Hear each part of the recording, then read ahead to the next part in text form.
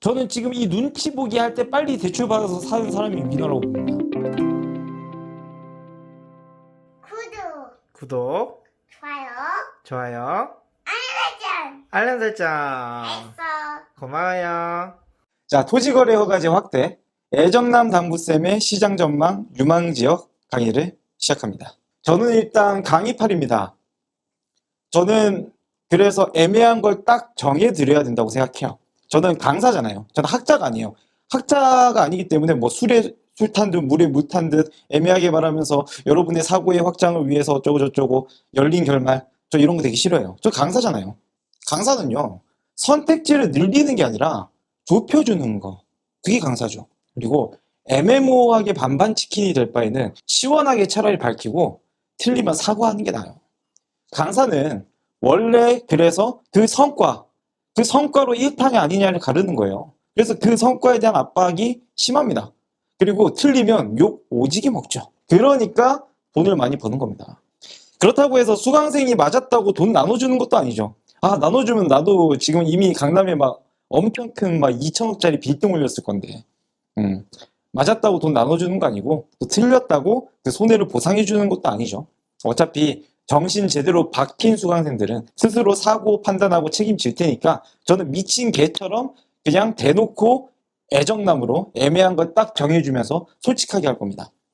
그런데 틀릴 수 있습니다. 그거를 꼭 기억해 주셨으면 좋겠습니다. 전 애매한 강의를 제일 싫어합니다. 자, 강의 목차입니다. 부동산 규제의 종류와 개요, 토지거래 허가제 해제가 어려운 이유, 지난 토지거래 허가제의 결과, 그리고 지난번과 이번이 다른 이유, 저는 다를 거라고 봐요. 그리고 시장 전망, 그래서 시장은 어떻게 흘러갈까? 그래서 유망지역, 그래서 어디가 좋을 것 같은가? 네, 그래서 그거를 이렇게 기승, 전, 결로 가도록 하겠습니다. 자, 요 사진 보시면은 여기가 어디입니까? 원밸리죠. 반포 원밸리. 이 사진에 이미 답이 있어요. 결말부터 말씀드리고 시작할까요? 반포에 흘러 들어온 물결 효과로 다른 데로 갈 거다. 이 사진이 그냥 모든 결론을 말하고 있는 거예요. 반포에 흘러 들어온 물, 야, 배 이제 떠난다. 야, 반포 말고 딴 데로 간다, 이 배. 요 뜻이에요. 그게 결말입니다. 자, 가봅시다. 자, 부동산 규제의 종류와 개요부터 가보도록 하겠습니다. 자, 규제. 자, 규제는 대표적으로 세 가지가 있어요. 삼황이라고 해요. 규제 삼황. 뭐가 있냐? 첫 번째, 거래 규제. 거래를 틀어막는 거야. 거래 못하게. 두 번째, 세금 규제. 세금을 때리는 거야. 세 번째, 대출 규제. 돈줄을 조이는 거야. 요 세 가지가 이제 규제 삼황인데, 대표적으로 거래 규제라고 하면은 뭐 분양권 전매 제한, 그리고 뭐 실거주 의무, 그리고 토어제. 지금 여러분들이 지금 주목하고 있는 그 토어제, 이것도 대표적인 거래 규제죠. 근데 거래 규제는요, 단기 과열을 잡긴 좋아요. 단기 과열을 잡기 좋아요. 네, 지금도 확 식었죠. 특히 반포 같은 것들, 그리고 잠실 같은 것들. 단기 과열을 잡긴 좋은데, 근데 임대료가 상승해요. 왜? 전세 물량이 줄어드니까. 그리고 풍선 효과가 생겨요. 그리고 해제했을 때 부작용이 발생해요. 이번에도 보셨잖아요. 해제하자마자 잠실이랑 대치랑 막 안 올랐던 데들, 눌려있던 데들 막 갑자기 일시적으로 막 확 올라가잖아요. 그래서 놀래가지고 다시 또 토지해버렸잖아요. 이게 바로 해제 부작용이거든요. 해제 부작용. 응축된 힘이 다시 또 터져버린다는 거죠. 이런 문제들이 있다. 자, 그리고 두 번째로는 세금 규제. 취득세, 보유세, 양도세, 종부세 강화하는 거 다 세금 규제죠. 그리고 재건축 초과 이익 환수제. 요것도 세금과 같은 거예요. 그러니까 재건축으로 벌어들인 이익을 거기서 일부를 내라는 건데, 그건 뭐 사실상 양도세죠. 근데 이게 위헌 소지가 많은 이유는 원래 이익에 대해서, 그러니까 실현 이익에 대해서 과세를 하는 게 기본 원칙이잖아요. 그러니까 양도세를 왜 내는 거야? 내가 5억에 산 아파트를 10억에 팔았으니까 5억의 차익이 생겼으니까 그 차익에 대해서 세금을 내는 거잖아. 이건 뭐야? 아직 팔지도 않았는데, 그러니까 사전이 붙는 거예요. 팔지도 않았는데 넌 재건축해서 신축이 됐는데 그게 지금 현재 시장 가치가 얼마니까 네가 팔았든 안 팔았든 돈 내. 이거거든요.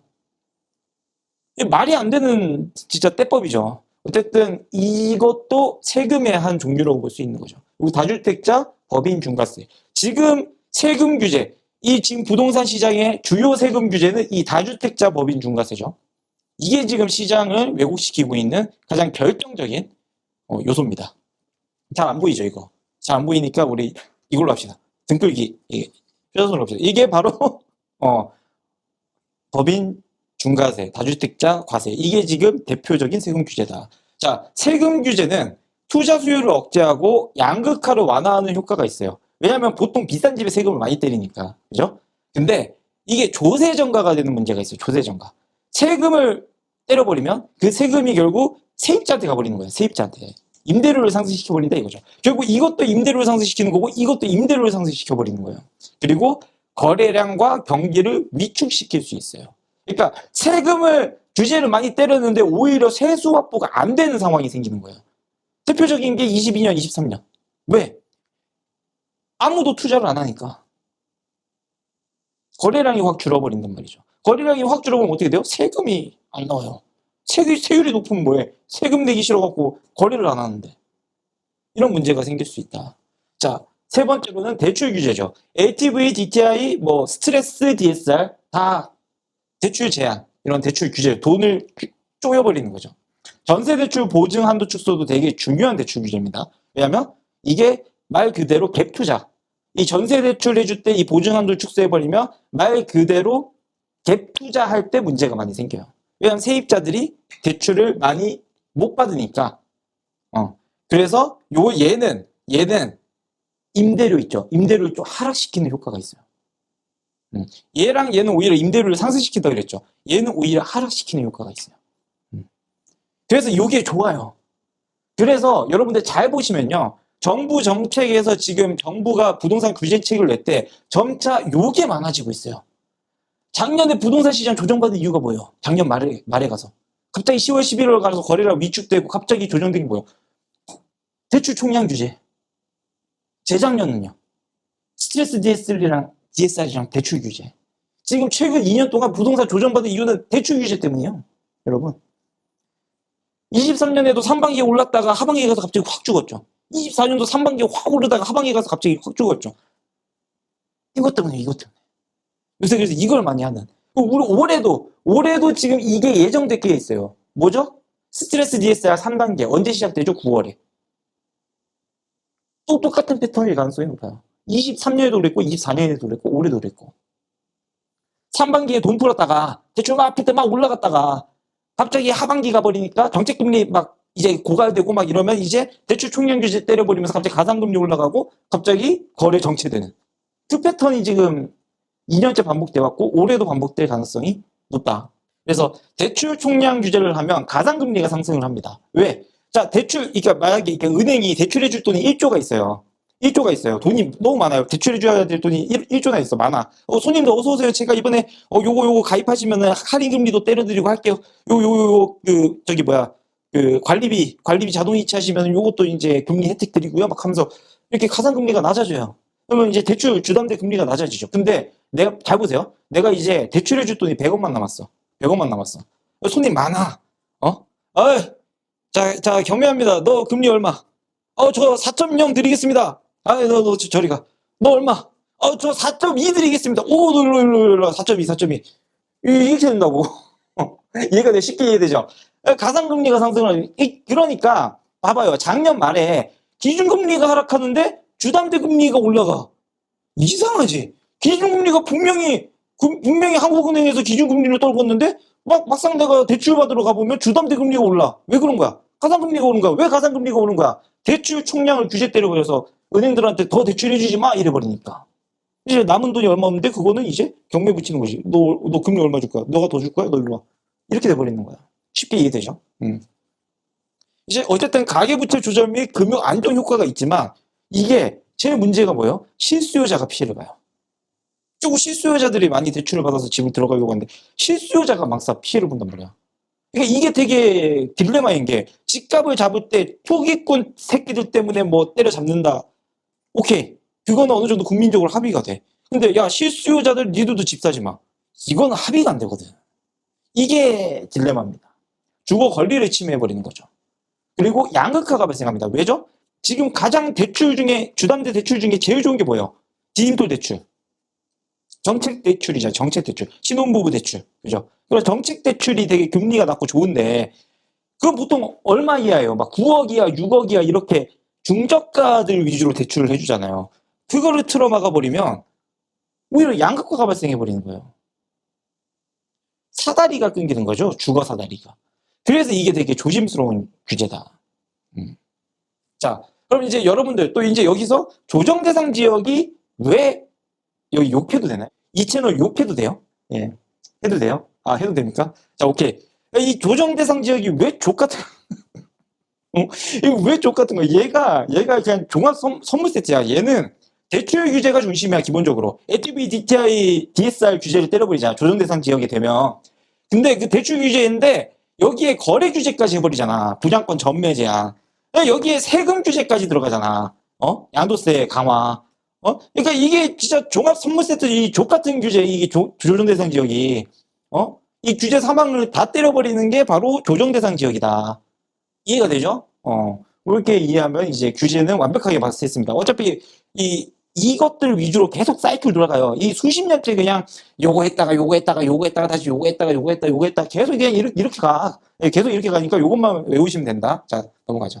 자, 그 다음에 이제 토지거래 허가제가 왔죠. 자, 이제 여러분들은 요걸 배우셨죠? 거래 규제입니다. 거래 규제. 거래를 묶어버리는 거예요. 거래를 묶어버리는 거. 그러니까 규제 대상 매매 시장이 단계적으로 냉각이 돼요. 과열되고 있는 이 강남 3구와 용산구는 일시적으로 냉각이 될 겁니다. 한 3-4달. 뭐 길면 6달, 짧으면 3-4달. 냉각이 될 겁니다. 네, 단기 냉각. 자, 그럼 여기서 이제 좀 의심을 해봐야 되는 게 있습니다. 자, 3개월에서 6개월을 냉각을 시켜요. 그럼 제일 칭찬받는 사람이 누굴까? 오세훈이야. 오세훈이 이걸 지금 이 시점에 왜 이럴까? 잘 생각해봐요. 조기 대선? 의심만 하는 거야, 의심만. 아, 조기 대선을 나갈 때 되게 자기한테 좋은 거 아니야? 나 지금 냉각시켰다. 뭐 이런 상태에서 되게, 왜냐하면 대중들은 대다수 강남 3구를 갖고 있지 않으니까. 배아파리즘 발동, 일상티망, 가지지 못할 바에는 찍어 눌러버려야 돼. 그 심리 제대로 확 묶어서 확 떨궜어. 너가 다음 대선 주자다. 이러지 않을까? 그렇게 의심은 해볼 수 있는 거야. 자, 이렇게 일단 의심만 하자고요, 의심만. 예.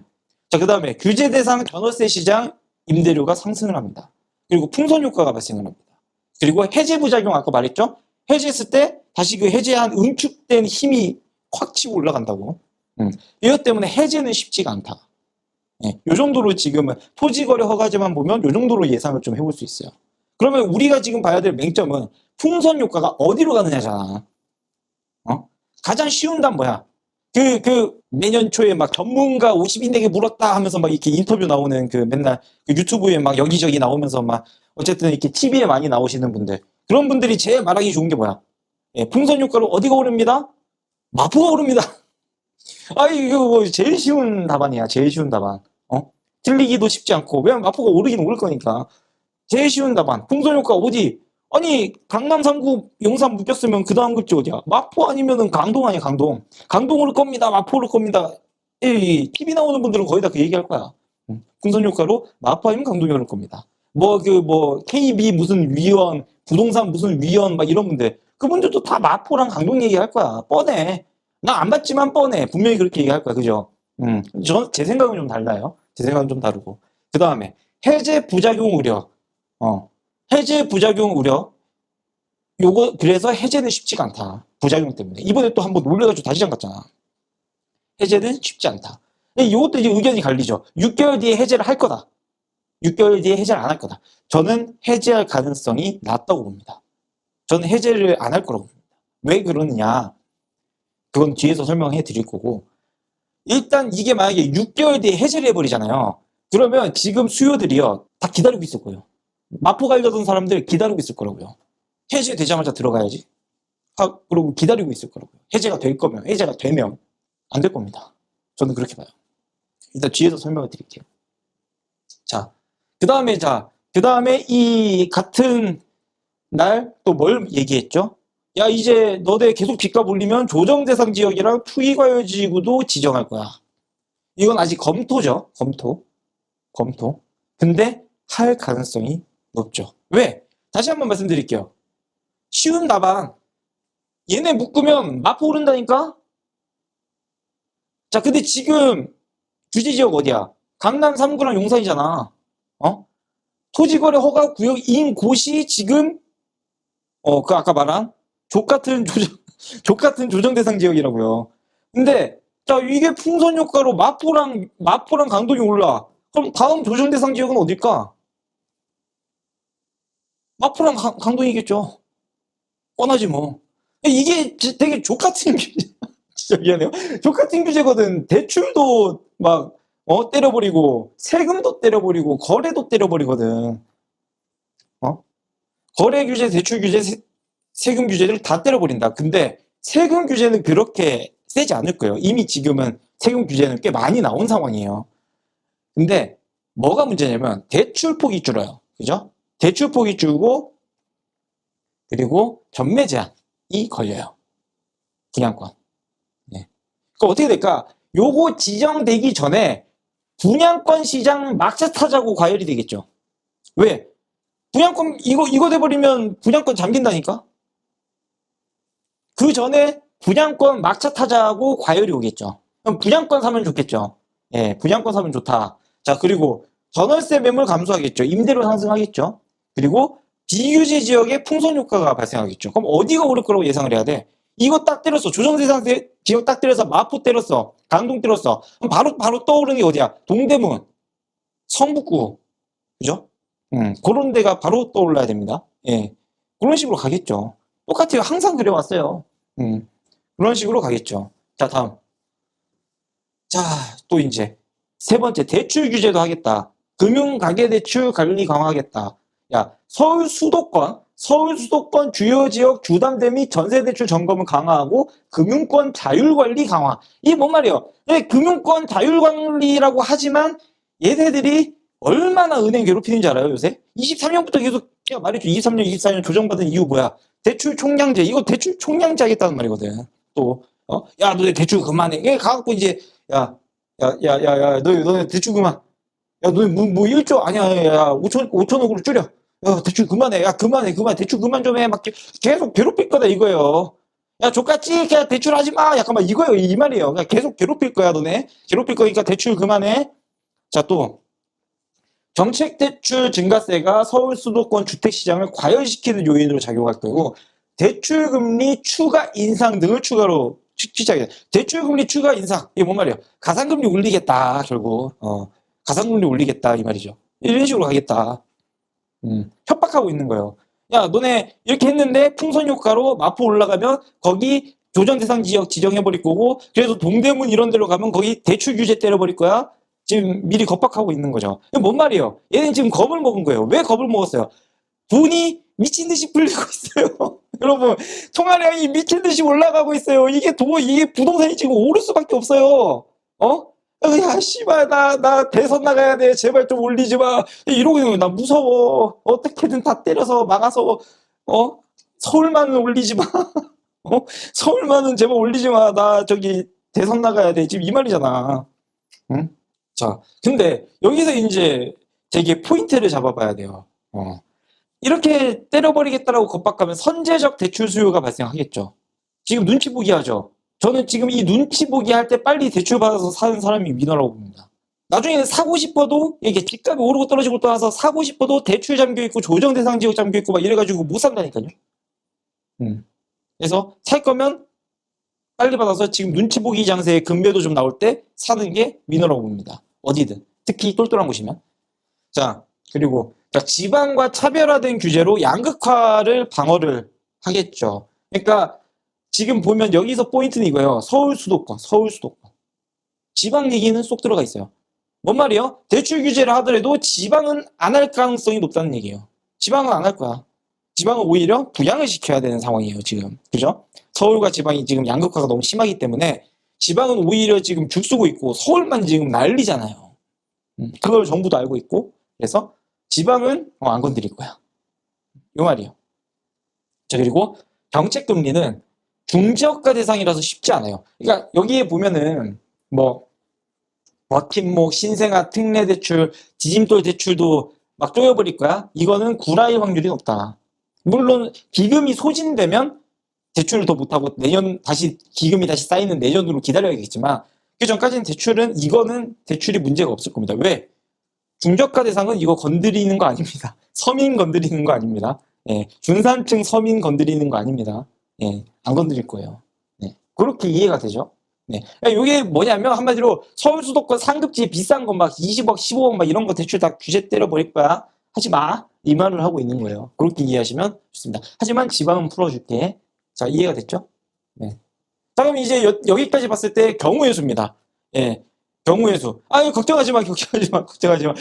약간 고구마 먹지 마. 경우의 수, 우리 16강 진출해. 내가 왜냐면 결론까지 다 얘기할 거니까, 16강, 8강, 4강 결론까지 얘기할 거니까, 고구마 먹지 마. 괜찮아. 자, 경우의 수만 보면 이렇게 광기 일으키는 분들이 있잖아. 자, 토지 허가, 거래 허가지만 할 경우에, 중요한 건 요 두 개야. 해지를 할 거냐, 안 할 거냐. 풍선 효과가 어디로 갈 거냐. 이게 주요 맹점입니다. 지금은 이 상황이죠. 근데 추가적으로 일어날 것들이 연쇄적으로 일어날 게 요거랑 요거죠. 그냥 우리는 알고 있잖아. 지금 유동성이 엄청 많고 올해는 집값이 오를 수밖에 없어 보이는 거. 자, 그런 상황에서 집값이 오를 수밖에 없어 보이는 상황에서 그럼 결국 이 풍선 효과가 발생을 할 거고 그러면 조정 대상 지역도 이제 때리기 시작할 거고 대출 규제도 때리기 시작할 거야. 응? 자, 그럼 요걸로 넘어갔을 때 여기의 주요 맹점은 이 비규제 지역 풍선 효과가 어디로 발생을 할 거냐. 이거는 알고 있잖아. 이미 우리가 20년, 21년에 겪었어. 어디가 올라가죠? 경기도. 그리고 대구, 부산 같은 광역시가 올라갑니다. 기억나죠? 네. 이렇게 될 거예요. 왜냐면 서울을 조정대상 지역 때려버릴 거니까. 서울 하급지 아니면 경기, 광역시 이런 데가 올라가겠죠. 자, 그 다음에 대출 총량 규제 그리고 스트레스 DSR 3단계가 오면 이게 주요 맹점이에요. 지방은 지금 안 때리겠다라고 하고 있잖아요. 지방은 오히려 풀어준다고 하고 있어요. 지금 지방은 오히려 풀어줘야 된다 막 이러고 있잖아. 맞거든 그게. 그래서 광역시, 지방이 좋을 거다. 이렇게 내려갈 거다. 그리고 요 풍선 효과. 그럼 요거를 지금 우리가 찾는 게 주요 맹점인 거죠. 이 강의의 핵심입니다. 그래서 풍선 효과가 어디로 갈 거야? 해지할 거야, 안 할 거야? 6개월 뒤에 해지한다고 했는데 해지하냐 안 하냐? 토지거래 허가제 한 거 해지하냐 안 하냐가 첫 번째 주요 맹점. 그리고 두 번째 주요 맹점은 풍선 효과가 어디로 가느냐. 이해가 됐죠? 이 두 가지를 한번 보도록 합시다. 자, 토지거래 허가제는 결론부터 말씀드립니다. 해제가 어렵다. 아까도 말씀드렸지만 자, 일단 토지거래 허가제의 본질을 좀 보는 게 중요해요. 이건 정치적인 견해를 떠나서 그냥 객관적으로 팩트를 말씀드린 거예요. 그냥 문재인과 박원순의 환장의 콜라보가 바로 이 토지거래 허가제인데 자, 문재인 대통령이 그때 이랬습니다. 호호, 아파트도 대지 지분이 있으니까 토지거래 허가제 할 수 있죠. 호호. 이거 말 그대로 그 말이었거든. 토지인데 토지거래 허가제는 원래 토지를 거래할 때 그 허가를 해주는 건데 아파트는 토지가 아니잖아. 근데 아파트도 대지 지분이 있으니까 토지죠. 호호. 이게 토지거래 허가제. 2020년에 이게 사실상 아파트 거래 허가제로 바뀌어버린 거죠. 네. 자, 근데 기존에는 이게 왜 또 여기서 이제 박원순 전 시장이 끼냐면 주거지역은 원래 60제곱미터를 초과하는 곳이 이런 허가를 받아야 된다. 60제곱미터면요. 서울권 웬만한 아파트는 60제곱미터가 안 됩니다. 대지 지분이. 그죠? 34평 아파트도 평균적으로 대지 지분 10평 갖고 있으니까 60제곱미터면 18평인데 웬만한 아파트는 거래가 돼요. 대형 빼고. 근데 이걸 이제 박원순 시장이 이렇게 해버립니다. 6제곱미터로 바꿔버립니다. 10분의 1. 6제곱미터, 1.8평. 1.8평 이상 다 신고해. 1.8평, 이건 이제 오피스텔도 걸려버리는 거야. 그냥, 토지거래 허가제로 묶인 곳이면 오피스텔도 그냥 신고를 해야 되는 게 돼버린 거예요. 이렇게 환장의 콜라보를 해버렸다. 근데 그 민주당 쪽에서는 이거 합헌이다. 토지거래 허가제 합헌이야. 이거 야 89년 12월 달에 이미 헌재에서 토지거래 허가제 합헌이라고 했어. 97년에도 헌법재판소가 합헌이라고 했어. 이렇게 주장을 해요. 우리 그 이재명 대표가 이렇게 주장을 해요. 야, 우리 이거 한 거 합헌이야. 토지거래허가제 합헌인데 왜 그래? 헌재가 2번이나 합헌이라고 했어. 새빨간 거짓말입니다. 왜 새빨간 거짓말이에요? 자, 당시의 판결문을 보시면 돼요. 판결문이 뭐예요? 토지의 투기적 거래 억제를 위해서. 토지의 투기적 거래 억제예요. 다시 한번. 89년에는 토지 거래 허가제였어요. 97년에는요. 토지 거래 허가제였어요. 지금은요. 아파트 거래 허가제예요. 그거 가지고 아직 헌재에서 따져본 적이 없어요, 여러분. 합헌이냐 위헌이냐 아직 판결 내린 적이 없다고요, 헌재에서. 헌재에 올라가면 어떻게 될까요? 저는 위헌이 될 거라고 봅니다. 왜? 비례의 원칙, 헌법 제37조에 쉽게 말씀을 드리자면 자유와 권리의 본질적인 내용을 침해할 수 없다. 자유. 특히 주거의 자유, 사유 재산의 자유, 권리 이런 것들은 침해를 할 수 없다라는 건데 근데 토지는 왜 되냐? 땅이니까요. 의식주가 아니잖아. 근데 집은 의식주란 말이에요. 의식주. 그래서 이 개인 재산권 거래의 자유 침해로 위헌 가능성이 높아요. 그리고 집은요. 다른 걸로 규제를 때릴 수가 있거든요. 그러니까 집값 투기가 걱정돼서 토지거래 허가제를 한다라는 명분이 없어요. 왜? 실거주 요건 강화, 보유세 인상, 양도세 중과 뭐 이런 다른 규제책들이 있잖아요. 근데 걔네들은 주거의 자유를 침해하는 건 아니란 말이에요. 거래의 자유를 좀 침해하긴 하지만. 그죠? 이런 걸로 때리면 되는데 왜 토지거래 허가제를 하는 거야? 이게 돼버릴 수 있거든요. 그래서 이건 위헌 가능성이 높아요. 자, 그리고 법익의 균형성. 이게 이제 개인의 재산권과 계약 자유 침해가 과도하죠. 토지는 물론 우리가 이제 그 토지를 개발해야 되고 공익성의 목적을 띈다라고 볼 수 있는데 집은 그게 아니란 말이에요. 근데 그런 집을 갖다가 계약의 자유를 침해하고 재산권을 침해해버리는 거기 때문에 이거는 되게 문제가 될 수 있거든. 과도하다. 근데 여기서 꼼수를 씁니다. 어떻게 꼼수를 쓰죠? 박원순이도 1년, 그랬다 연장, 그랬다 또 연장, 그랬다 연장, 그랬다 또 연장, 그랬다 또 연장. 오세훈 6개월, 그래서 또 연장, 그러다 또 연장, 그래서 또 연장. 대통령 나갈 때까지 연장 이러겠지. 왜 이렇게 될까? 자, 잘 생각을 해보세요. 야, 이거 위헌이야. 헌법재판소 갔어요. 갔는데 기간이 끝났어. 야, 너 이거 위헌이야. 우리 끝났는데? 야, 이게 좋게 잘 생각해봐. 헌재 가서 따져보고 심리하고 판결 내리는데 6개월, 기본 6개월에서 1년은 걸리는데 이미 그거 지나면 끝난다니까요? 그러니까 되게 얍삽하다, 이거 약간 이재명 같은 약간, 나 연기. 나 판결 연기. 야, 이거랑 근데, 국회의원 됐네? 나 체포 못하지. 연기. 그러다 대통령 됐네? 나 무죄. 뭐 이거랑 비슷한 거야. 이런 비슷한 거. 아니, 똑같다니까, 진짜. 아니, 그래서 내가 오세훈한테 너 이재명이랑 똑같다. 이 말을 하는 이유가, 어쨌든, 자, 자꾸 정치방송이 돼버리는데, 그러면 안 됩니다. 자, 그럼에도 강행하는 이유가 이런 거다. 헌재가 이걸 지금 따질 시간이 있냐. 일단은, 지금 대통령 지금 판결하고, 그 다음에 막 국무총리 판결하고 막 지금 이러고 있는데, 이거 언제 하고 있어요? 지금 헌재 바쁘단 말이야. 심지어 이 기간 제한을 걸어놔서 빠져나올 구멍이 있단 말이야. 그리고 근데 선거가 얼마 안 남았어요. 전 조기 대선 몰라. 어쨌든 이거는 조기 대선을 할 수도 있고 안 할 수도 있는데 조기 대선을 만약에 한다.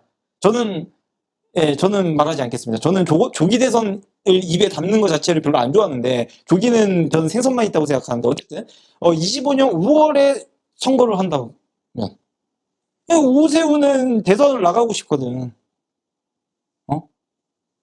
이거 위헌인 걸 알면서도 강행하는 이유는 야 지금 이대로 직접 막 더 강남 폭등하면 나 이거 절대 선거 못 나간다 이거예요. 아니 그래도 26년 6월 그러니까 얼마 안 남은 선거들이 지금 이렇게 돼 있거든. 조기 대선 안 할 경우에도 2년도 안 남았어요. 대선이. 근데 아시겠지만 대선 후보가 되기 위해서 1년 전부터 이제 막 경선 준비해 뭐해 막 시작하잖아요. 1년밖에 안 남은 거예요. 실질적으로 선거 레이스가. 1년밖에 안 남았다니까. 그리고 지방선거도. 지방선거도 지금 몇 개월 안 남았어요. 이러니까 그런 거야, 이러니까. 음. 그래서 또 누가 이렇게 물어보죠. 오세훈은 분명히 예전에 급식 때도 그렇고 자유시장 경제 추구하는 사람 아니었나? 아, 순진하시네. 자, 오세훈 시장 지금 막 이런 사람들이 많아요. 예전 이미지 생각해서 왜 이렇게 오락가락하지 이분?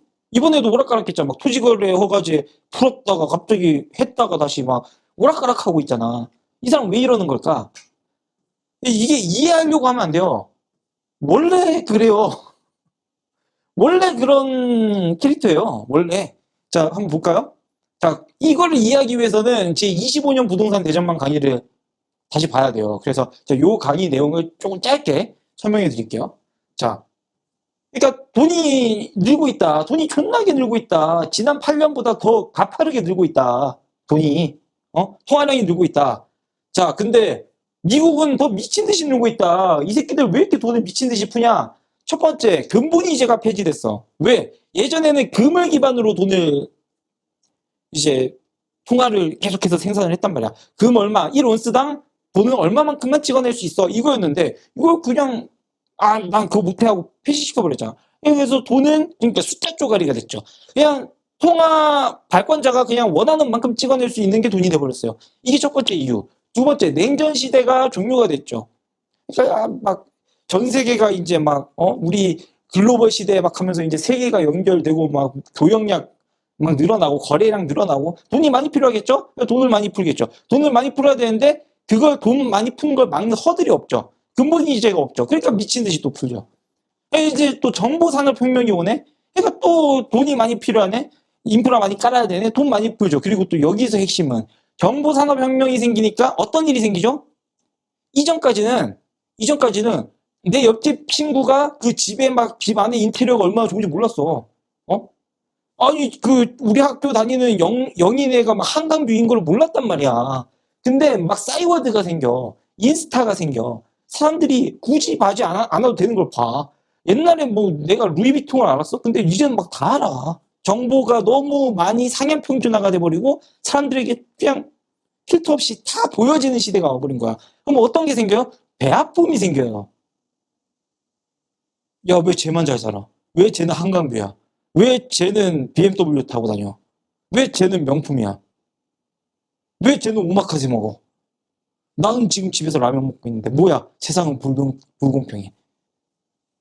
퓨리즘이 확대됩니다. 나도 줘. 이 냉전 시대 종료되니까 이제 이게 연결이 다 되는 거야. 냉전 시대가 종료됐잖아. 이게 얼마나 나쁜 건지, 사회주의가 얼마나 나쁜 건지 이때 이미 결판이 났잖아. 근데 시간이 지나니까 다시 사회주의를 말하는 사람들이 생기는 거야. 이 베아파리즘으로.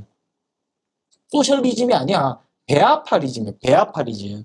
왜 베아파리즘이 막 이게 확대가 되는 거야. 그럼 이제 어떻게 돼? 정치인들은 유권자의 눈치를 봅니다. 이 유권자들이 야 우리도 지원금 줘, 야 양극화 해소해줘, 야 우리도 돈 더 줘, 우리 서민들한테 돈 대출 더 해줘, 계속 이렇게 돼버리니까 정치인들은 이걸 눈치를 보고 돈을 풀게 돼. 자, 그러니까 이게 개환장의 파티 이유가 뭐냐면, 자 다시 한번, 야 유권자들은, 정치인은 유권자의 눈치를 보는데 유권자들은 지금 막 다 이제 좌경화가 돼가지고 돈 더 내달라고 해. 돈을 더 주려면 지원금, 재난지원금 주고 기본소득 주고 하려면 돈을 풀어야 되지. 돈을 풀어야 되는데 그 돈을 푸는 걸 막는 이 근본이제가 폐지가 됐어. 그러니까 고삐 풀린 망아지처럼 풀 수 있는 거야. 이렇게 이어진단 말이야. 결국 그 쌓인 게 터져버린 게 바로 팬데믹이죠. 앞으로 이런 위기가 올 때마다, 뭔가 올 때마다, 뭔가 분쟁이 생길 때마다, 뭔가 침체가 올 때마다, 뭐 무슨 전염병이 돌 때마다 또 똑같이 돈을 미친 듯이 풀 겁니다. 왜? 고삐가 풀렸거든. 그리고 유권자들이 원하거든. 앞으로 계속 이럴 겁니다. 계속. 언젠가는 터질 거야, 이거. 분명히. 언젠가는 터질 거야. 언제 터질까? 풍랑론자들이 맨날 말하는 거 있잖아. 언젠가 이거 터진다. 나도 동의해요. 언젠간 터질 거야. 언젠가 터져, 이거 분명히. 언제 터질까? 그러니까 내가 말하는 거니까. 강남이 200억이 갔어. 터져서 100억 갔어. 그럼 뭐 어떻게 되는 거야? 내 인생이 좆되는 거죠. 언젠가 터질 걸 기다리고 있다가는 좋될 수가 있어. 왜? 200억 가서 100억으로 떨어지면 그게 떨어진 거야? 그러니까 이걸 어떻게 알아? 언제 터질지 어떻게 알아? 그러니까 우리는 뭘 해야 돼요, 이 기간 동안? 시장에 계속 탑승해 있어야 되죠. 다만, 망하진 않게. 무너지지 않게. 절대 내몰리지, 싸게 팔게끔 내몰리지 않게 계속 탑승해 있어야 돼요. 어쩔 수 없어요. 대안이 없다고. 아무것도 안 하면 그냥 망한다고. 자, 근데 지금 돈을 푸는 속도가 보시다시피 미친 듯이 팽창을 하고 있어요. 잠깐 쫓는 듯 했는데 다시 또 늘기 시작했단 말이야. 자, 늘기 시작했는데 돈이 많이 느니까 통화량이 요때는 요 기울기로 늘 때는 주식만으로도 충분했어. 주식 부동산 정도의 돈을 묻는 것만으로도 충분했어. 그래도 물가가 딱, 그러니까 왜냐면 돈이 만약에 100이 풀렸어. 그럼 100이 풀리면은 이제 뭘 해? 100이 풀리면 자, 여기서 한 10은 이렇게 한 스푼 떼서 물가에 가고 또 10은 또 한 20은 떼가지고 집값에 가고 한 30은 떼가지고 예금에 가고 뭐 50 떼가지고 주식에 가고 이런 식으로 나눌 수가 있었어. 그래서 물가 상승률도 좀 안정적으로 맞출 수가 있었어. 근데 지금 돈 푸는 양이 어때요? 미친놈처럼 더 가파르게 풀자. 봐봐. 가파르게 푼단 말이야. 가파르게. 자, 그러면은 이 기존에는 집값이 1.25배만 오르던 게 이제 막 2배가 오르고 증시도 막 2배가 오르고 이렇게 돼버리잖아. 그러니까 다른 데 나눠줘야 될 거 아니야. 야, 집값 안 돼. 아우, 집값 너무, 야, 지금 돈 푸는 양이 이렇게 올라갔는데 그래도 집값은 너무 이렇게 오르면 안 돼. 증시도 이렇게 오르면 안 돼. 어딘가에 나눠줘야 돼. 어디다 나눠줄까? 비트코인. 비트코인. 이해가 되죠? 비트코인은 그냥 선택받은 거예요. 비트코인이 무슨 세상을 바꾸는 기술이냐? 저는 그렇게 안 봐요. 비트코인은 특히 알트코인은 거의 한 90%가 사기예요, 사기꾼 새끼들이요, 그 새끼들. 아이슈하는 새끼들. 특히 잡코인 막 하는 애들. 비트코인이 오른 이유는 선택받은 거예요. 어딘가 유동성, 이 넘치는 유동성을 뭔가 나눠받을 애가 필요한데, 그 중에 하나가 그 중에 하나가 비트코인. 선택받은 거라고요. 이렇게 통화량을 지금 나눠받는 시대다. 이해가 됐죠, 여기까지? 자, 근데 우리나라 부동산도 마찬가지예요. 우리나라 부동산도 통화량이 지금 많이 늘고 돈이 계속 풀리고 있는데, 돈이 다시 한번 풀리면, 자, 요 잔에다가 그러니까 요 잔 하나에다가만 따르면 안 되잖아. 나눠받을 잔이 또 필요해. 다른 무언가의 잔에다가 이렇게 또 새로 또 나눠줘야 된단 말이야. 나눠 담아야 돼. 안 그러면 넘쳐 얘에다가 따르면 얘가 만약에 서울 아파트라고 쳐봐. 돈이 100이 풀렸어요. 만약 그 아파트에 가는 돈이 한 50이라고 쳐봐요. 50 중에 한 30은 서울에 가고 20은 지방에 가고 이래야 되잖아. 그래야 되는데 그 50이 전부 다 서울로 몰빵이 되게 만들어 버렸다고요. 왜? 또또랑 한 채. 왜? 다주택자 규제. 어차피 돈은 풀려요. 이걸 부정하면 안 돼. 돈은 어차피 풀려. 그걸 어디에 어떻게 분산하느냐. 얼마나 골고루 맥주잔에 나눠주느냐에 지금 이슈인데 이게 중요한 건데 이거를 그냥 한 곳에 몰빵되게 서울 아파트에 몰빵되게 만들어버린 게 다주택자 규제잖아. 이걸 풀어야 돼. 우리 문재인 정부 때 이 선동했던 다주택자 새끼들은 다 적폐다. 이 적폐 프레임을 깨부셔야 돼. 근데 그렇게 못했죠. 초반에 정권 레임도 오기 전에 초반에 막 지지율 높고 이럴 때 그때 팍팍팍 해서 빠르게 그냥 다 박멸시켜 버렸어야 돼. 이 지난 정부 적폐 프레임. 다주택자 규제 다 해제해버리고 이랬어야 돼. 근데 그걸 못했어요. 심지어 이때는 22년 이때는 집값 조정기가 시작됐을 때잖아. 그럼 22년, 23년 이때가 골든타임이었어. 그때 다주택자를 다 풀어버렸으면 됐다니까? 그럼 서울 지금 이렇게 안 올랐을 거라니까? 그걸 못했어, 원희룡이가. 왜 원희룡은 못했을까? 여론. 얘네들이 맨날 다주택자 접해라고 하는 애들이잖아. 여론의 눈치를 보니까 못하는 거야. 맞는 일이라고 생각하면 불도저처럼 밀어붙여야 되는데 그걸 못하는 거야. 요즘은 그래서 이게 남자들이 없다. 진짜 남자가 없다니까. 남자는 뭐야? 네가 뭐 욕하든 뭐하든 말든 이게 맞아. 이걸 해야 돼. 이게 국익을 위한 거 하면 밀어붙여야 되는데 그걸 안 해. 자, 그래서 자, 이걸 보면 좀 이해가 가죠. 네. 이 소속정당 보면 여기로 갔다가 절로 갔다가 왔다 갔다. 자, 이 얘기를 왜 하느냐? 이렇게 해서 꼬인 거죠. 계속 그냥 한 잔에다가 계속 담게 만들어 버린 거죠. 이제 딜레마가 생겨버린 거예요. 대출을 풀자니 가계부채가 걱정되고 서울만 올라. 대출을 안 풀자니 지방은 죽쓰고 내수 경기가 막 망가져. 막 지금 이게 딜레마인 거야. 대출을 풀면 서울만 오르고 대출을 안 풀면 지방이 망가져. 그래서 이렇게 나눠받게 해야 되는데 그러면 이 나눠받게 하려면 결국 다주택자, 임대사업자가 늘어나야 되는데 그걸 못해. 왜? 알지만 못해. 알고 있어. 이미 얘네 원희룡이도 다 알고 있다니까. 오세훈이도 알고 있다니까. 아는데 왜 못해? 지난 정부가 만든 저폐프리. 이러면 지지율 떨어져. 이 말 하면. 이성보다 감정에 지배된 여론. 여론의 눈치 보는 정치인들. 이거야.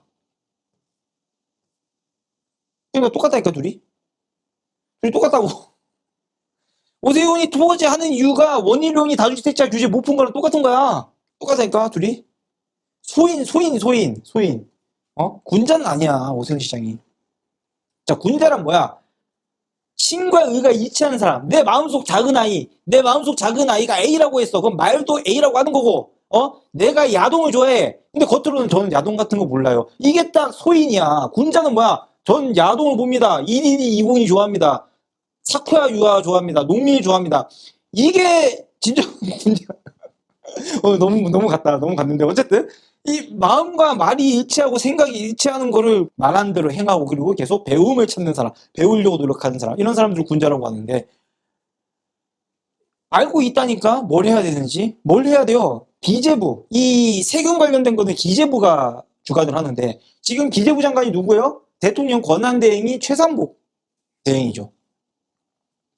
만약에 군자 오세훈이었다면 이 토지거래 허가제를 하는 게 아니라 기재부 장관한테 따졌을 거예요. 뭐 똘똘한 한 채 현상이 지금 문제다. 지금 나 서울시장인데 우리 서울만 오르게 좀 하지 마라. 기재부 장관님 지금 서울만 오르는 거 막으려면 다주택 규제를 풀어야 돼요. 그리고 금융위원장님 대출 총량제 자꾸 하지 마시고 어차피 내년 다음 해 넘어가면 다시 풀리는데 그러지 마시고 그냥 대출 자체를 지방은 많이 풀어주시고 그러니까 총량 어차피 이걸 어디다 분산하느냐의 차원이다. 그러니까 지방은 막 혜택 금리도 주시고 금리 인하 시켜주시고 지방을 많이 좀 대출받게 풀어주시고 서울 규제를 할 거면 서울 수도권을 대출을 좀 규제를 하고 이런 식으로 가야 분산이 돼요. 이 말을 하면 된다니까. 근데 이 말이 딱 어떤 느낌이에요? 자, 이 말 하면 어떻게 돼요? 서울 사람들이 싫어해. 이 말 하면 어떻게 해요? 이 말 하면 다주택 규제 푼다. 그럼 국민 60%가 날아가는 거야. 뭐 감히 적폐 새끼들을 뭐 돕는다고? 이 새끼 나쁜 새끼네? 이렇게 돼버릴 거거든. 그러니까 지금 정치인들이 이거 알면서도 못하는 거라니까? 지지율 떨어지니까? 그러니까 결국 이 말이 맞는 거예요. 정치인은 그 나라의 정치인은 국민의 수준에 따라 결정되는 거예요. 지금 국민의 수준이 지금 그 문재인 이 정치적 발언은 하지 않을게요. 어쨌든 이 다들 지금 이게 선동돼가지고 이게 막 다주택자는 적폐다 이게 그냥 박혀 있으니까 그러니까 정치인들이 지금 이러고 있는 거예요. 이런다. 원래 그런 사람이니까. 오세훈은 군자가 아니다. 맞는 일을 하려는 사람이 아니라 여론의 눈치 본다. 표심의 눈치 본다. 그러니까 봐봐. 24년 12월 달에 오세훈 뭐라고 했어요? 윤석열 대통령 왜 계엄령 왜 저랬는지 모르겠다 막 이러고 막 법에 심판 받아야 된다 막 이러다가 막 윤카 복귀하고 막 슬슬 여론 막 지지율 막 올라가고 60% 되고 막 이러니까 어떻게 세대 전환해버리잖아 지금. 원래 그냥 왔다 갔다 하니까 이 사람은 자신의 그 올곧은 신념이 없고 여론의 눈치를 보는 그냥 정치인이야. 표심에 따라 움직이는 거라고. 원래 그런 사람이라고 생각하면 이해가 되죠. 쟤 왜 저래? 쟤 왜 갈팡질팡해? 원래 저런 애구나. 이렇게 얘 지금 선거 준비하고 있구나. 이 토지하고 나서 지금 이렇게 트렌드가 엄청나게 올라갔죠. 노이즈 마케팅. 선거 준비하고 있다, 선거 준비. 그러니까 토지 안 풀 겁니다. 집값이 유의미하게 떨어져야 토지 풀 겁니다. 근데 떨어질까요? 강남 3구 떨어질 것 같아요? 조금 조정은 받겠죠. 호가 조정은 받겠죠. 조금 뭐 거래 조금 약간 금매 나오는 것 좀 조정은 있겠죠. 근데 우리 선동당한 대중들이 원하는 그 팍팍 떨어지는 장기 하락 이런 거 오지 않는 이상 토지 안 풀 겁니다. 못 풀죠. 안 푸는 게 아니라. 근데 지금은 하반강지성이 강해요. 왜? 강동이랑 마포 가격이 받쳐줄 건데요. 아까도 말했죠. 1차적으로 풍선효과 발생하는 곳이 어디예요? 여기잖아요. 얘는 그러니까 이렇게 생각하면 편해요. 야, 강동의 고덕 그라시움이 만약에 25억이야. 강동이 25억인데 어떻게 25억 밑으로 떨어지겠어, 송파가. 그죠? 이해가 되죠? 하반강지성이 지금 강하다니까, 시장에. 그러니까 그건 기대하지 않는 게 좋다. 자, 경우의 수 하나 해결됐죠. 자, 해제 안 할 거다. 연장을 할, 또 연장 할 거야, 또. 장기 하락장 오기 전까지는. 안 풀 거야. 그러니까 기대하지 말고. 자, 그 다음에, 풍선 효과. 이게 이제 다음 맹점이죠. 풍선 효과가 어디로 갈 거냐. 자, 일단 이거는 지난 토지거래 허가제의 결과를 보시면 알겠죠. 지난 수혜지는 어디였어요? 반포였습니다. 특히 반포 신축. 지난 토지거래 허가제에 처음에 지정한 게 2020년이었고, 그 다음에 또 이런 재건축 지역도 규제를 한 게 21년이었죠. 어쨌든 2020년부터 규제가 시작됐는데, 자, 우리가 대한민국 최상급지 할 때 딱 자주 말하는 압청대삼반. 뭐죠? 압구정, 청담, 대치동, 삼성동, 반포. 이게 압청대삼반이죠. 자, 반. 근데 반포만 규제가 안 됐어요. 반포만 안 묶였어요. 반포만 갭 투자가 돼요. 당연히 반포로 몰릴 수밖에 없는 구조. 이해가 되죠? 자, 그리고 얼죽신이 유행을 했죠. 왜? 공사비가 급등을 했거든요. 그러면서 재건축, 재개발 이런 게 스톱되면서 신축이 귀해졌어요. 그래서 얼죽신. 이게 되게 유행을 했어요. 근데 반포가 어땠어요? 신축들이 들어오는 시기였어요. 택지의 대단지로 깔끔하게 신축들이 들어오는 시기였어요. 됐죠? 자, 그 다음에 유일하게 지금 상급지 중에 갭 투자가 가능한 지역이다. 자, 그러면 어떻게 돼요? 지방 유지들, 에세파킹 하려는 사람들. 그러니까 서울을 그냥 사놓기만 하고 싶은 사람들. 그리고 좀 상급지로 미리 사놓고 싶은 사람들. 지금 당장 내가 실거주할 돈은 없어도 미리 갭 투자를 해서라도 갖고 있어야겠다는 사람들이 다 이쪽으로 몰렸죠. 그리고 규제 당시에 하위급지라, 그러니까 그때 당시 2020년 잘 기억해 보세요. 그때 서울에서 제일 많이 오르는 데가 어디였어요? 노도강이었어요. 기억나죠? 2020년에 또 상승률 1위가 어디였어요? 세종이었어요. 오히려 강남 3구는 눌려있던 시기였어요. 그렇게 상승률이 크지 않던 때였어요. 그죠? 그리고 22년, 23년 하락장 때 또 하락장을 맞으면서 반포도 떨어졌거든요. 그래서 또 좁혀졌어요. 근데 24년 들어서 회복기가 왔죠. 근데 마침 이런 게 응축돼서 반포 쪽이 이제 다시 반등을 하는데 반포만 막 올라가는 거야. 사람들이 이게 어떤 느낌이냐면 이 피어 앤 그리드 인덱스 이걸 보면 약간 환희 느낌으로 간 거야, 이제 시장 자체가. 이 반포가 앞으로 그냥 압구정보다 더 좋은 곳이다. 최상급지다. 야, 이제 반압청대 3이다. 이러면서 막 반포가 최고다. 이러면서 막 쭉쭉쭉 막 올라가는 거야. 그냥 모멘텀을 탄 거죠. 심리가 극대화가 된 거죠. 제가 아시겠지만, 제가 이 기가 2020년에, 요 밑에 사진 보면 돼요. 이 해체와 그레체를 또 할 건데, 예. 요거 보세요. 요거 제 인스타인데, 23년 4월이었나? 어쨌든, 반생자 금매 27억 4인 찍으면서 뭐라고 했어요? 가격 좋다고 이거, 막 이러면서, 이게 사지 그랬어. 어쨌든 이거 막 반생자 제가 인스타에 올린 거야. 27억 이거 너무 싸다고 막.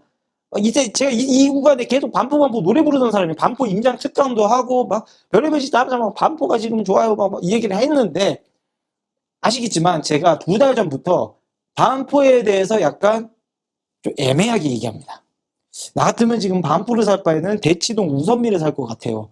아니면 아예 그냥 최고를 가지고 싶으면 압구정 갈 것 같아요. 제가 이런 식으로 좀 태세를 좀 바꿔요.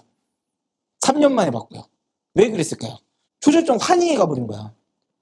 과열됐다 이거죠. 과열된 부분은 당연히 식기 마련이다. 저는 그렇게 봤어요. 자, 어쨌든 반포가 지난 토지거래 허가제의 주인공이었다. 자, 볼까요? 지난 토지거래 허가제를 할 당시를 보는 게 중요한데, 자, 서초구 색깔이 파란색이죠. 자, 여기 어디 있어요? 여기 있습니다. 상승하고 있는 이 지수가 다른 서울 지역이랑 별반 차이가 안 날 때였어요. 이 당시에 토지거래 허가제 지정될 당시에는. 그리고 이때 다 같이 하락을 하면서 가격적으로도 좀 좁혀져 있는 상황이었어요. 그러니까 당연히 좋죠. 당연히 이런 요소들까지 좋은 상황에서 요거까지 겹치니까 당연히 좋죠. 근데 지금은 이번 토지거래 허가제는, 그러니까 20년 토지거래 허가제와 지금 토지거래 허가제는 상황이 달라요. 어떻게 달라요? 이때는 그렇게 서로 벌어지지 않은 상황이었는데, 이때는, 지금은 어때요? 명확하죠? 간극이 벌어진 게 느껴지죠? 상황이 다르다고요. 상황이. 서울 다른 지역이랑 중위급지랑. 이번에도 같을까? 저는 그래서 같지 않을 거라고 봅니다. 자, 최대 수혜지가 마포랑 강동이냐? 여기를 다 묶었으니까 그 다음인 마포랑 강동이냐? 그리고 또 분당 과천도 되겠죠. 가격적으로 비슷하니까. 물론 수혜를 받을 겁니다. 근데 최대 수혜지냐? 그건 아니라고 봅니다. 왜 최대 수혜지가 아니라고 보느냐? 자, 들어보세요. 자, 초기에는 가장 수혜 지역으로 보일 수 있을 거예요. 지금도 그렇죠. 지금도 뭐 마포 매도자들 갑자기 매물을 걷어들였다. 갑자기 부동산에 불난다. 문의전화 폭주한다. 막 이러고 있죠. 아니, 분명히 다시 한번 말할게요. 마포, 강동, 과천, 분당 좋아요. 좋아요. 좋은데 최대 수혜지냐? 저는 아니라고 봐요. 이번 토어제는 이전 토어제 때와는 다릅니다. 다릅니다. 이번에는 다른 이유. 자, 일단 압청 대삼 반은 같은 레벨이에요. 근데 강남 3구 용산이랑 마포랑 강동이 어떻게 같은 레벨입니까? 아닙니다. 아니라고요. 레벨 자체가 다른 동네라고요. 그러니까 어떻게 되냐면 얘네들은 리밋이 있는 동네예요. 선을 넘을 수가 없다고. 예로 들어서 잘 생각을 해봐요. 마포 신축이 30억이 됐어요. 근데 강남 개포가 29억이요. 말이 돼요? 말이 안 돼. 반포는 그게 돼. 얘는 안 된다고. 안 돼. 리밋이 분명히 있어. 그리고 같이 올랐어요. 이게 결정이에요. 같이 올랐어요. 안 오른 게 아니라니까? 그라시움이 얼마나 올랐는데. 오히려 중위급지, 서울 중위, 중하위급지랑 경기도, 인천, 지방광역시가 안 올랐죠. 이렇게 간극이 있는 상황이다, 지금. 안 오른 곳이 많다, 이렇게. 안 오른 곳이 많다. 그래서 저는 이렇게 봅니다. 그러니까 내가 이렇게 생각을 해봐요. 동대문에 살고 있는 A씨야. 내가 이 집을 팔아서 강남을 가고 싶었는데 토지거래 허가제로 묶였어. 못 가. 아, 그러면 차선책으로 마포를 가야겠다. 글쎄요. 야, 다음에 갈 수 있도록 투자금을 좀 굴려서 이 돈으로 그냥 나는 그냥 동대문에서 계속 살고 요걸로 어디 인천이나 대구에 괜찮아 보이는 걸 하나 더 투자해서 두 채로 갈까? 뭔 말이야? 똘똘한 한치 시대에서 1규제 플러스 1 비규제로 다시 회귀할 거라고 봅니다. 지금은 똘똘한 한치 시대였죠. 그러니까 20년 토지거래 허가제 이후로 정확히는 23년부터 반등장이 시작하고 나서는 완전한 똘똘한 한 채가 정착되는 분위기였다면 이제 다시 1비규제, 1규제 플러스 1비규제로 회귀한다. 돌아간다. 규제지역 한 채. 초기 조정 대상 지역 확대 예상지 포함. 초기 조정 대상 지역 확대 예상지가 어디야? 마포, 강동 이런데 포함. 규제 지역 한 채 갖고 있고 거기에 플러스 비규제 지역 한 채를 갖고 있는다. 초기 조정 대상 지역에서 벗어날 수도 없고 초기에 딱 안 될 곳들이 어디야? 과천이나 분당은 아니겠죠. 예를 들면 수원, 용인, 동탄, 인천, 송도 요런데. 아니면 오히려 규제가 완화되고 있는 지방광역시, 대구, 부산 이런데. 거점도시, 청주, 세종 요런데. 자, 여기서 이제 빠진 게 있죠. 뭐죠? 그 지방 중소도시, 땅끝마을 이런데. 요거는 그냥 앞으로도 관심에서 지우세요. 그냥 볼 필요 없어요. 그냥 하지 마. 그냥 아니 굳이 볼 거야. 지금 여기 대구, 중구 막 이런 데 좋은데 막 많이 떨어져, 해운대 막 이런 데 떨어져 있는데 왜 굳이 이걸 보는 거야? 보지 마 그냥 이렇게. 보지 마. 왜 보는 거야 이거를? 관광버스 타지 마. 하지 마. 니마 그 관광버스 타지 마요. 알았어요? 하지 마 그냥. 이거는 앞으로 인생에서 지워. 그냥 아줌마라고 생각해.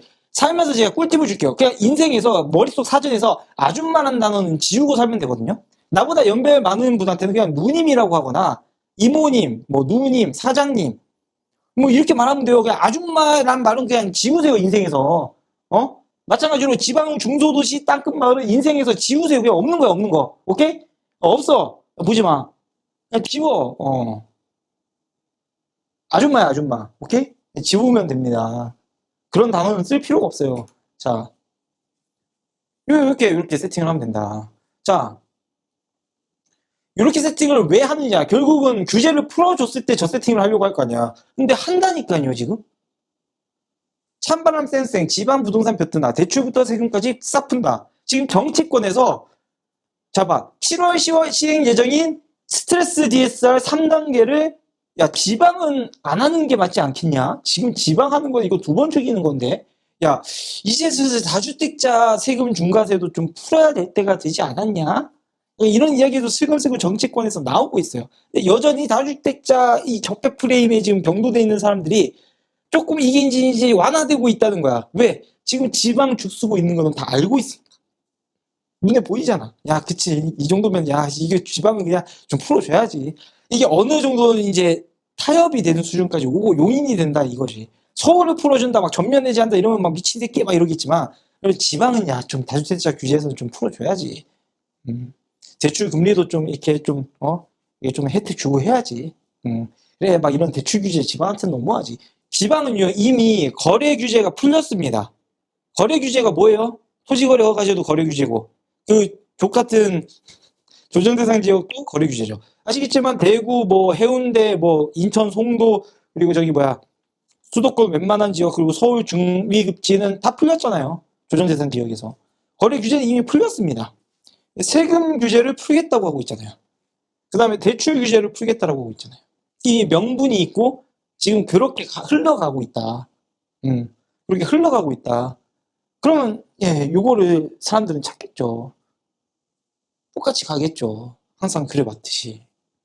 근데 또 마침 공급도 줄어드네. 경기도 25년 줄어요. 공급 부족으로 가요. 인천 공급 부족으로 가요. 자, 근데 담부님, 야, 근데 인천은 이렇게 공급 폭탄이었잖아요.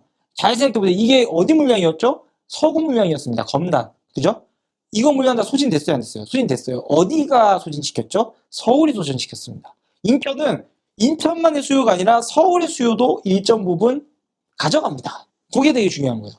서울의 수요도 일정 부분 가져간다. 자, 그리고 여기에 플러스 여기도 서울의 수요를 일정 부분 가져가기 때문에 이미 25년부터 공급 부족이라고 보는 게 맞아요, 인천은. 그리고 인천은 6대 광역시 중에서 유일하게 인구가 증가하고 있는 도시입니다. 수요가 계속 늘고 있는 도시라고요. 일자리도 늘어나고 이번에 GRDP도 부산 역전했죠. 경제 규모도 역전했고 인구도 역전했어요. 조만간 가구 수도 역전할 겁니다. 제2의 도시는 인천으로 바뀔 거예요. 어쨌든 그럴 건데, 자, 어쨌든 이런 상황이다. 자, 그래서 아까도 서울, 경기, 인천을 합쳐보면 결국 서울의 수요를 인천이 어느 정도 나눠 가져가는 거기 때문에 공급 부족이에요. 마침 공급 부족이네. 자, 다음 대구, 경북 공급 부족이에요. 근데 물론 진안 워낙 이때 이제 미친 듯이 푼 여기 있기 때문에. 근데 홍준표가 어떻게 했어요? 아이 그냥 야 너네 인허가 홍준표 되게 극단적이야. 야 근데 그냥 인허가 착공하지 마. 하면서 다 막아버렸죠. 그래서 이제 완전 여기서 그냥 공급이 없어요. 공급이. 예상 공급이 없다고요. 네, 그런 상황이다. 자, 다음 부산, 울산, 경남 공급 부족입니다. 자, 전국이 그래요. 어디만 아니죠? 예, 충청권은 공급이 좀 있어요. 충청권은 적정 공급입니다. 적정 공급보다 조금 많은 수준? 근데 다른 데들은 공급 부족이에요, 지금. 그렇게 가고 있다고요. 그래서 시장은 어떻게 올라갈까요? 저는 이분들이 틀리고요. 제가 맞을 것 같습니다.